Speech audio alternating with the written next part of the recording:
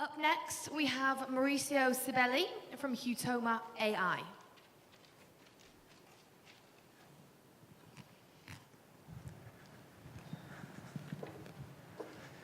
Good afternoon. Thanks for inviting us over. I am Maurizio from toma AI. We work with telecoms and enterprises to automate the front end and back end through a combination of conversational AI and machine learning.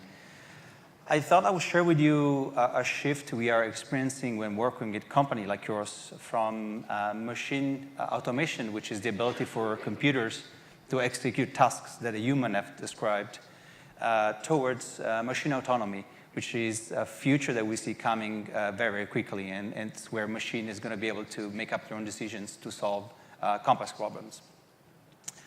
Before I do that, just a very quick introduction of who we are. We're a true startup, 15 people. We're VC funded. We just closed a round of 2 million, and we have an office here in London. We are headquartered in Barcelona, and we have a small office in the States. The company, it's small, but we have a lot of corporate experience. Many of us have over 15 years at a company like Microsoft, Amazon, NTT, SAP, you name it. Before I go forward, I just want to ask, how many of you are familiar with AI and machine learning, and what do they mean? So what's the difference? Can you raise your hand? Okay, it's a good crowd. It's a good crowd. Okay, so artificial intelligence, it's something that was invented in the 50s. So it's a fairly old technology, and describes the ability for a computer to execute a task that would show some sort of human intelligence. It's a fairly broad term, and it goes from something you can actually build in Excel today to more complex solutions that helped a computer beat AlphaGo champion. Within the AI umbrella, there's a subset of these solutions that use statistics to analyze data and make prediction on the data, and that's what's called machine learning. So you move from a solution which has been programmed to a solution which is data-driven. And machine learning, at the very core, no matter what they tell you, it's something that just puts a label or something else. So if you're running an image recognition and you want to recognize a dog, the machine learning algorithm, all it does, it's putting a label and say, this is a dog. If you're running a machine learning algorithm to detect if your email is a spam, the underlying technology just put a label and say, this is a spam or not. So it's a programming language, more or less. The problem with classical machine learning is that you would need an expert that tells you, these are the key components of the data you want to analyze. These are the key features that you need to analyze. And that's where deep learning comes into play. So deep learning is just a way of doing machine learning and allows you to skip the step of defining the main features of what you want to analyze. So it's all in the direction of doing less work. And AI, it's not new, it's everywhere. So I've heard AI mentioned in pretty much every talk that was here. And it's not surprising that it's particularly predominant in the telco industry. This is a survey that was run by a third-party company, and about 200 executives were interviewed. And almost 3/4 of them responded that they were actively looking at implementing AI solution within their business. Some of them, they were running POC, some of them worked with third-party companies, and some of them deploying their own full-blown solution. It's not surprised that within the AI ecosystem, customer support and customer experience and optimization of operation are the two main drivers. And our company sits in between. So we provide expertise between the customer journey and back-end operation, especially in the telco space. So what I'll do, I'll give you a very quick summary of how would you think about building a solution like that and go through a couple of use cases. Now, if you're looking at building what's called conversational AI, like Siri, for example, essentially there are 5 main ingredients for this type of technology. One is the data that you use to train your system to understand your customers. And then there is the machine learning bits, which is the thing that gets trained with your data. And for conversational AI like Siri, you have an additional component that it's there to understand things like a noun or the name of a city or a hardware component, which is called NLP. So you wrap everything into a programmable interface, and that interface, often called API, it's what allows you to connect a neural network to backend logic. So perhaps the conversational AI talks to your customers, and then you want to file a ticket, and the API connects to a business logic that eventually file a ticket. So that's basically what it is. Now, there are a few challenges that you need to consider when building this type of solution, and I try to summarize them here. So the first and most common challenge we see when we work with companies like yours is training data. Sometimes companies have loads of training data, but not in the shape or form that it's consumable by a machine learning algorithm. Or sometimes you don't have data at all, in which case you have to have some sort of process to create this type of data.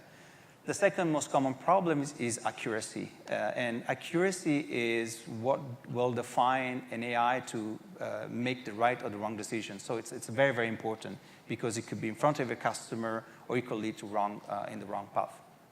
So you want to make sure the underlying technology really is the best in class, best in the market. Another topic which is also often discussed with the company we work with is data privacy, especially since GDPR. So AI will be nothing, or machine learning with nothing without data. And GDPR has kind of thrown a punch to companies like ours, because now you have to think about how the data travels through a company, what kind of data you're retaining to train your system, and how the data flow through your end-to-end scenario. So it's a very, very important topic, especially when you're dealing with machine learning. And obviously, all of these things requires investment upfront, whether it's software or technology licensing. Another issue, depending on the type of technology or solution you try to implement, is regulatory issues. So, for example, Tesla crashed a few months ago. Now the question is, who's responsible for that crash? Is it the machine learning neural network? Is it the Tesla company? Is it the engineers? So depending on what we're trying to do, there are aspects of this nature that needs to be taken into consideration. And perhaps you're trying to interface a neural network with your hardware, and maybe the hardware is not quite ready for that kind of interaction, in which case you need to think about how do you bring that up to speed. Or maybe the skills that you need are not yet present in your organization. But we're seeing a lot of really good things happening with the company we work with. A lot of the enterprise we work with are start moving into being an AI-first company, which really can mean educate on what kind of solutions and benefit AI could bring to the table. And we always recommend, if you're dealing with data, think about these data lakes that you have in your company and move them into a direction that could be more easily used by future machine learning algorithms. Also, it's very, very important that you set the right expectation, especially when you think about AI solutions, because there's a difference between what Hollywood is showing you and what really this technology can do for you. And if they're not set in the right mode, it could be underwhelming. But they're really powerful tool if they're utilized in the right way. And the last point I want to make is, if it doesn't have to be expensive to start evaluating this solution. You can work with third party like ours, and we can understand and investigate and propose solution that could be beneficial for your organization. All right, so let me go through very quickly a couple of use cases just to make it a bit more concrete. The first set of use cases is what we call customer intelligence.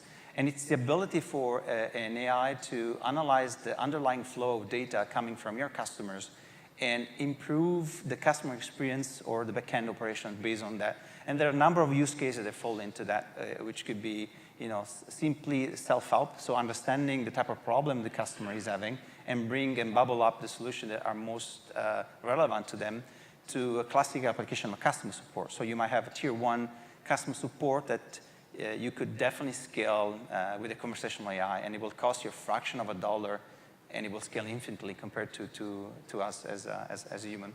And we start working on use cases which are analyzing the data coming from a customer, and they're improving the sales process in an automatic way. So maybe you want to walk your customer through a plan upgrade or acquiring new specific solutions. The second use case, which we are actually running with two major worldwide telco, are the equivalent of Siri. So this is not like a Siri in the sense you would talk to understand what's weather like, or where you can get next movie ticket.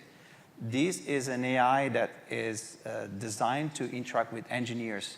And so we are ingesting semi-structured data, which could be manuals of a product, FAQs, troubleshooting procedure. And the virtual assistant is there to facilitate the engineer in finding information he needs or she needs and helping guide through the troubleshooting procedure. So it can save a lot of money, a lot of time to an engineer that perhaps was sent on site to troubleshoot a particular hardware problem. And the cool thing about this technology is that we do have a task framework which allows the system to go and automatically talk to the back-end infrastructure and drive specific decisions directly with the hardware. So you don't have to have people necessarily in the middle.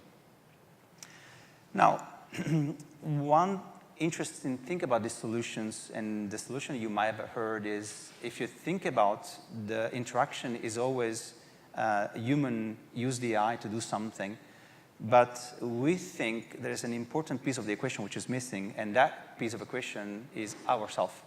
So what if you have a system, an AI that you can use to solve your problem, but what if you build it so the AI can come back to a human if a problem cannot be solved or the AI doesn't know how to solve a problem?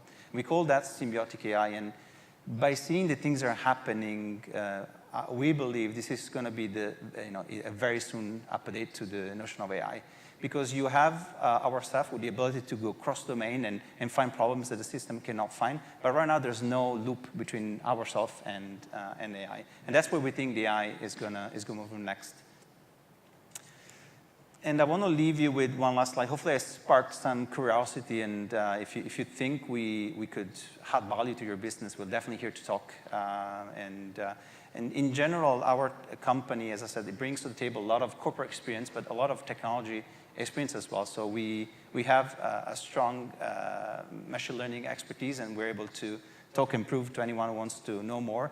But we understand that, for example, you might want the data behind your firewall. So we have a solution that can definitely be installed on-prem and drive the data and leave the data into your place. And our technology usually starts with adapting it to your need instead of going the other way around. So if you're curious, and just feel free to pick me here at the event, or I'm Maurizio @toma.ai or hello @toma.ai, and I hope to hear back from you. Thank you. Thank you, Maurizio.